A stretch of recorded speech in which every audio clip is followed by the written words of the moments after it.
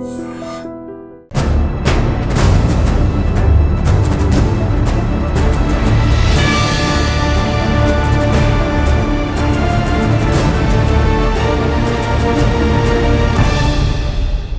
To crime analysis.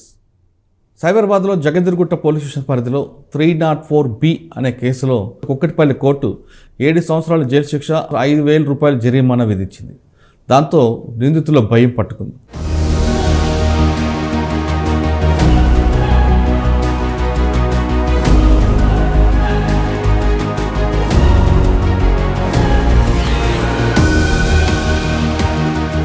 అసలు 304B అంటే ఏంటి, 304Bలో ఎందుకు ఇంత కఠినంగా శిక్షలు వచ్చాయి, అసలు ఆ కేసు పూర్వపరాల విషయం అంతా మాట్లాడడానికి ప్రస్తుతం జగద్గిరిగుట్ట సీఐగా ఉన్న క్రాంతి కుమార్ గారు లైన్లో ఉన్నారు. ఆయన అడిగి కేసు వివరాలు తెలుసుకుందాం. సార్ నమస్తే అండి. నమస్తే అండి. Sir 304B dowry prohibition act, ఈ కేసులో సాధారణంగా శిక్షలు పడడం అనేది చాలా తక్కువ కనిపిస్తుంటాయి. కానీ అసలు ఈ కేసులో కన్విక్షన్ వచ్చింది 7 సంవత్సరాలతో పాటు 5,000 రూపాయల జరిమానా. అసలు ఈ కేసు ఏం జరిగిందండి, ఎఫ్ఐఆర్ ఏం చెప్తుందండి? మురళి గారు, దీంట్లో 304B అంటే ఫస్ట్ మొదటిగా ఇది డౌరీ హరాస్మెంట్ వల్ల ఒక మహిళ తనంతట తానుగా కాలిన గాయాలతోటి చనిపోతే ఈ డౌరీ డెత్ అనేది కేసు పెట్టడం జరుగుతుంటుంది. దీంట్లో విక్టిమ్ స్వప్న అని చెప్పేసి ఆమెకు 2011లో మ్యారేజ్ అయింది.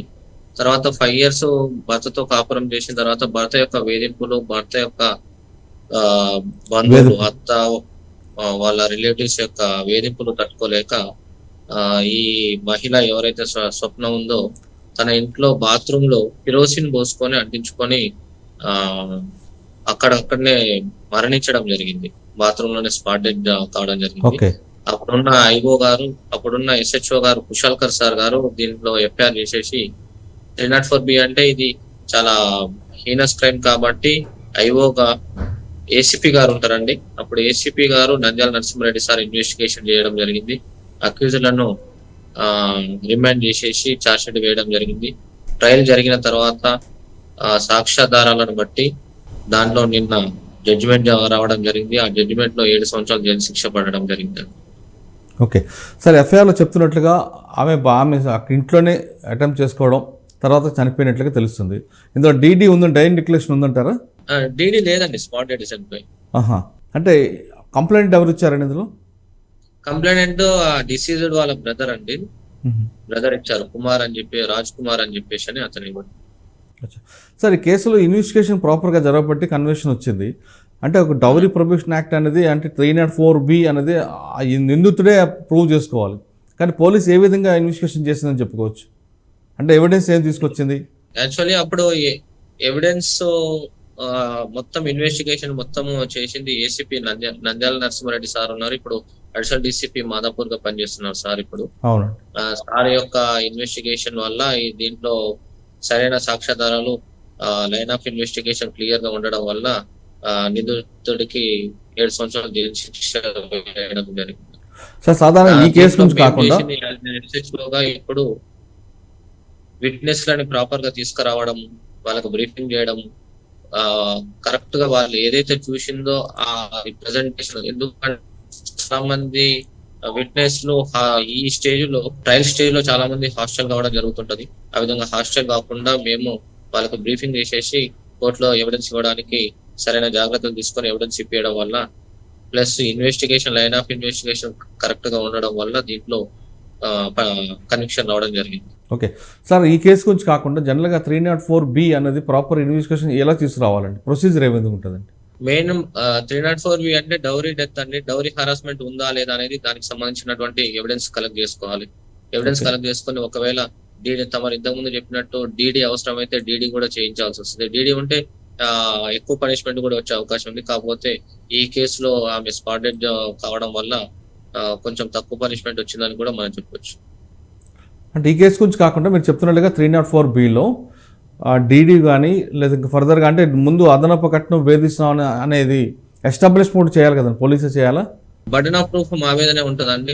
ఖచ్చితంగా అదనపు కట్నం కోసం వేధిస్తారు అని చెప్పేసి అని ఎక్కువగా తెలిసేది వాళ్ళ ఫ్యామిలీ మెంబర్స్ కి. ఎవరైతే డిసీజ్డ్ ఉన్నారో డిసీజ్డ్ యొక్క ఫ్యామిలీ మెంబర్స్ కి తెలుస్తుంది. వాళ్ళని ప్రాపర్ గా ఇన్వెస్టిగేషన్ చేయడం, ఎప్పుడైతే ఆ అదనపు కట్నం ఇచ్చినప్పుడు పెళ్లి టైంలో కట్నం ఇచ్చినప్పుడు ఉన్నటువంటి పెద్ద మనుషులు, తర్వాత వీళ్ళకు అదనపు కట్నం గురించి జరిగినప్పుడు వేధించినప్పుడు పెద్ద మనుషులల్లా పంచాయతీలు జరగడము, వాళ్ళని ఎవిడెన్స్ కలెక్ట్ చేసుకోవడం, ఇదంతా ప్రాపర్ లైన్ ఆఫ్ ఇన్వెస్టిగేషన్ అంతా క్లియర్ గా వచ్చినప్పుడు మాత్రమే ఇది ప్రూవ్ చేయగలుగుతాం. ఓకే సార్, ఈ కేసులో శిక్ష పడిన తర్వాత ఎక్కిజెడ్ ఎక్కడున్నాడు, నిందితుడు ఎక్కడున్నాడు, జైలుకి వెళ్ళాడా లేదంటే?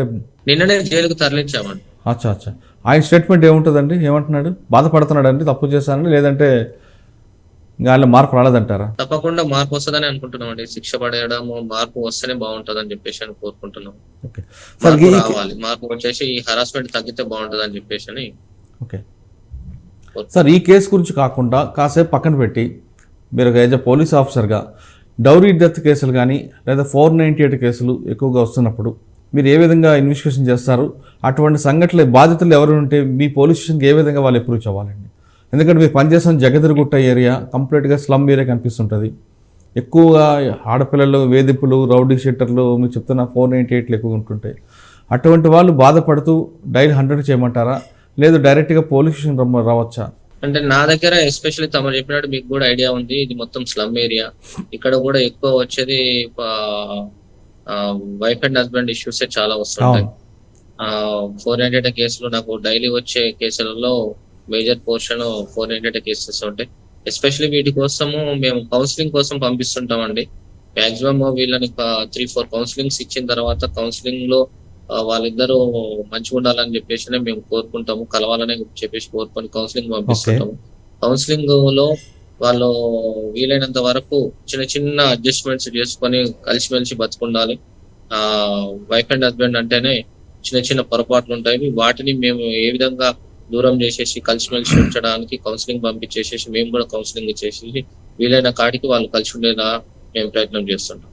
ఓకే సార్, సాధారణంగా పోలీసులో చెప్తుంటారు prevention is better than cure. మా యొక్క మోటో ఏంటంటే ఒక్కసారి కంప్లైంట్ వైఫ్ అండ్ హస్బెండ్ మా దగ్గరకు వచ్చినప్పుడు మళ్ళీ అదే కంప్లైంట్ రాకుండా ఉండాలని చెప్పేసి మేము మా యొక్క సాయశక్తుల ప్రయత్నం చేస్తున్నాము.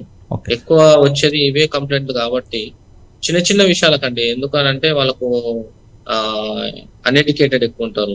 వాళ్ళకు ఏదో చిన్న చిన్న ఆశలకు వాటికి వీటికి గొడవలు అవుతుంటాయి. మెయిన్ ఫైనాన్షియల్ ప్రాబ్లమ్స్ వల్ల ఎక్కువ గొడవలు అవుతుంటాయి. మార్నింగ్ లేబర్ పనికి వెళ్తుంటారు, ఈవినింగ్ వచ్చేసరికి వాళ్ళు కష్టం చేసి వస్తుంటారు కాబట్టి ఎక్కువ లిక్కర్ కి అడిక్ట్ అయిపోయి ఉన్నారు. దీనివల్ల తాగిన తర్వాత వాళ్ళిద్దరి మధ్యలో చిన్న చిన్న గొడవలు వస్తుంటాయి. ఆ గొడవల వల్ల ఇదంతా పోలీస్ స్టేషన్ దాకా రావడం జరుగుతుంది. దాంతో వాళ్ళు మళ్ళీ అది రిపీట్ కాకుండా ఉండడానికి మా దగ్గరకు వచ్చిన వాళ్ళని తాగుడు మానిపించడానికి డి అడిక్షన్ సెంటర్ కూడా పంపించేసేసి తాగుడు మానిపించడానికి కూడా ఆ ప్రయత్నం కూడా చేసినాము. అది కూడా ఒక 2-3 కేసులలో సక్సెస్ కూడా కావడం జరిగింది. ఈ విధంగా మా వంతు ప్రయత్నంగా మేము చేసే పనులు మేము చేస్తాం. ఓకే సార్, సాధారణంగా పోలీసులు చెప్తుంటారు ప్రివెన్షన్ బెటర్ అని. కాబట్టి మీరు పనిచేస్తున్న జగదర్గుట్ట ఏరియాలో స్లమ్, రోడామేశ్వర నగర్, జగదర్గుట్ట, ఇందిరా కాలనీ చాలా స్లమ్ ఏరియా ఉంటాయి. మీరు అన్నట్లుగా వాళ్ళందరూ రోజువారీ కూలీ చేసుకుని వచ్చి భోజనం చేస్తూ కష్టపడుతుంటారు.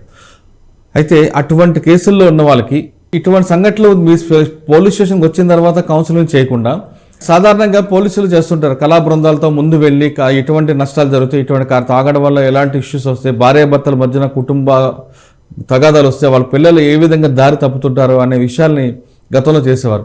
ఇప్పుడు కూడా మీరు అటువంటి కార్యక్రమం చేపట్టి రోడామేశ్వర నగర్ కానీ లేదంటే చాలా బస్తీలు ఉంటాయి, ఎస్ఎంఎస్ఎస్ కాలనీ అటువంటి ఏరియాలో ఇటువంటి కార్యక్రమాలను చేపడుతున్నారా? ఎగ్జాక్ట్లీ అదే ప్రోగ్రామ్స్ చేసినామండి. మీరు ఏదైతే చెప్పారో అదే ప్రోగ్రామ్స్. ఎందుకనంటే అంత పేరెంట్స్ వర్క్ కి వెళ్తుంటారు, చిన్న చిన్న కంపెనీలలో లోవర్ మిడిల్ క్లాస్ పీపుల్, ఇక్కడంతా పూర్ పీపుల్ వెళ్తుంటారు. పిల్లల మీద ఎక్కువ వాళ్ళకు టైం కేటాయించే ఓపిక ఉండదు. ఎగ్జాక్ట్లీ మేము దాని మీదనే ఫోకస్ చేస్తూ కూడా మీటింగ్ లో పెట్టినప్పుడు కూడా వాటి మీదనే ఫోకస్ చేసేసి పిల్లల్లోని రోజు స్కూల్ కి వచ్చిన తర్వాత, కాలేజ్కి వెళ్ళి వచ్చిన తర్వాత కనీసం ఒక 1/2 అవర్ 1 అవర్ వాళ్ళ మీద కేటాయించేసేసి వాళ్ళు ఏం చేస్తున్నారు, ఏంది ఈ రోజు స్కూల్లో ఏం చెప్పారు, ఈ రోజు కాలేజీలో ఏం చెప్పారు, కనీసం వాళ్ళ కోసం టైం కేటాయిస్తే అరే మా పేరెంట్స్ అడుగుతున్నారు, మా పేరెంట్స్ మా మీద ఇంత శ్రద్ధ చూపిస్తున్నారు, అడుగుతున్నారు భయం ఉంటది, మా పేరెంట్స్ మీద ఆశలు పెట్టుకున్నారన్న ఒకటి మెసేజ్ పిల్లల్లో స్ట్రాంగ్ గా వెళ్తుంటది అని చెప్పేసి వాటి మీదనే ఫోకస్ చేసేసి మేము మీటింగ్లు పెట్టినప్పుడు కానీ, మేము కమ్యూనిటీ మీటింగ్లు పెట్టినప్పుడు కానీ వాళ్ళలో అవేర్నెస్ తీసుకురావడానికి మేజర్ గా ఈ ఫైనల్గా జగదీర్గుట్ట ఏరియాలో ఎక్కువగా రౌడీజం కనిపిస్తుంటుంది, వాళ్ళని కంట్రోల్ చేయడానికి మీరు ఏం చేస్తున్నారండి? అది మీరు అన్నట్టు ఒకప్పుడు అండి, మీరు ఈ 1 year నుంచి చూస్తే కూడా ఎక్కడ కూడా మన దగ్గర ఎటువంటి అలాంటి ఇన్సిడెంట్స్ జరగలేదు, ఒక మర్డర్ కూడా జరగలేదు. మా అంటే మర్డర్ జరగాలని మర్డర్ జరిగితేనే రౌడీజం కాదు, ఆ ఇందిరాగాంధీ నగర్, జగద్గుట్ట బస్ స్టాప్ ఈ ప్రాంతంలో ఎక్కువగా తిరుగుతుంటారు కదండి. అంటే మీ ఇక్కడ వచ్చేసరికి ఏమైతుందంటే ఓన్లీ జగద్గుట్ట ఏరియాలో హెవీ డెన్సిటీ పాపులేషన్ అండి, డెన్సిటీ చాలా ఎక్కువ ఉంటది. 60 గజాలు 40 గజాల ఇల్లులు ఉంటాయి.